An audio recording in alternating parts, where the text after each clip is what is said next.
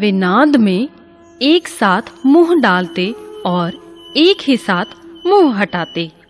झुरी भी उनके चारे पानी का बड़ा ध्यान रखता। वह कभी भी उन्हें मारता पीटता नहीं था। इस कारण दोनों बैल भी झुरी को बहुत प्यार करते थे। एक बार झुरी की पत्नी का भाई गया दोनों बैलों को अपने साथ गांव ले जाने लगा। बैलों को बड़ा आश्चर्य हुआ कि वह उन्हें क्यों और कहां लिए जा रहा है। रास्ते में उन्होंने उसे बहुत तंग किया। मोती बाएं भागता तो हीरा दाएं। किसी प्रकार दोनों को लेकर गया अपने घर पहुंचा। घर पहुंचकर गया ने उनके सामने रूखा सूखा भूसा डाल दिया, जिन्हें दोनों बैलों ने छुआ तक नहीं। रात होने पर बैलों ने वहां से भाग जाने का निश्चय किया। उन्होंने जोर लगाकर रस्सियां तोड़ डाली और भाग चले। सुबह उठकर जब झुरी ने उन्हें थान पर खड़े देखा तो वह सब कुछ समझ गया और प्यार से उन पर हाथ फेरने लगा। परंतु झुरी की पत्नी जल भुन गई। उसने उनके सामने रूखा सूखा भूसा डाल दिया। फिर भी वे खुश थे। अगले दिन गया फिर आया। इस बार वह बैलों को गाड़ी में जोत कर ले चला। रास्ते में मोती की इच्छा हुई कि गाड़ी गड्ढे में ढकेल दे, पर हीरा समझदार था। उसने गाड़ी संभाल ली और जैसे तैसे गया के घर पहुँचे। अब गया ने उनसे बहुत सख्त काम लेना शुरू कर दिया। वह उन्हें दिन भर हल में जोतता और जब तब उन्हें मारता पीटता। वे लाचार निगाहों से एक दूसरे को देखते। गया के घर में एक छोटी लड़की रहती थी। वह बैलों की दुर्दशा देखती तो उसे बहुत बुरा लगता। वह रात को चुपके से उन्हें रोटी खिलाती। दोनों बैल उसके प्यार के आगे अपमान और मार भूल जाते। एक दिन मोती रस्सी तोड़ने का प्रयास कर रहा था कि वह लड़की वहां आई और उसने दोनों बैलों को खोल दिया। दोनों वहां से भाग निकले। थोड़ी देर बाद जब गया को पता चला तो वह भी उनके पीछे दौड़ा, पर उन्हें पकड़ ना सका। अब हीरा और मोती आजाद थे। रास्ते में उन्हें एक सांड मिला। वह उनकी ओर लपका तो हीरा मोती के होश उड़ गए। भागना बेकार था, इसीलिए दोनों ने साहस से काम लिया। सांड ने आकर हीरा पर वार किया तो मोती ने उस पर पीछे से सींगों से चोट की।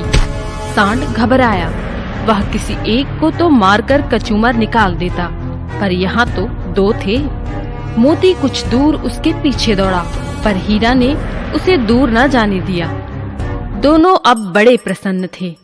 आगे चले तो रास्ते में मटर का खेत दिखाई दिया। भूख तो लग ही रही थी। हरी हरी मटर देखकर उनकी भूख और भी तेज हो गई।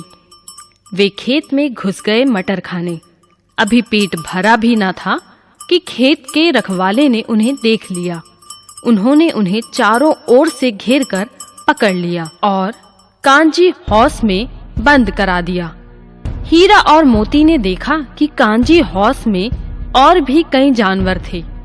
भैंसे, घोड़े, गधे, बकरियां आदि, सब के सब कमजोर और दुबले पतले। वहां किसी के लिए न चारे का प्रबंध था न पानी का।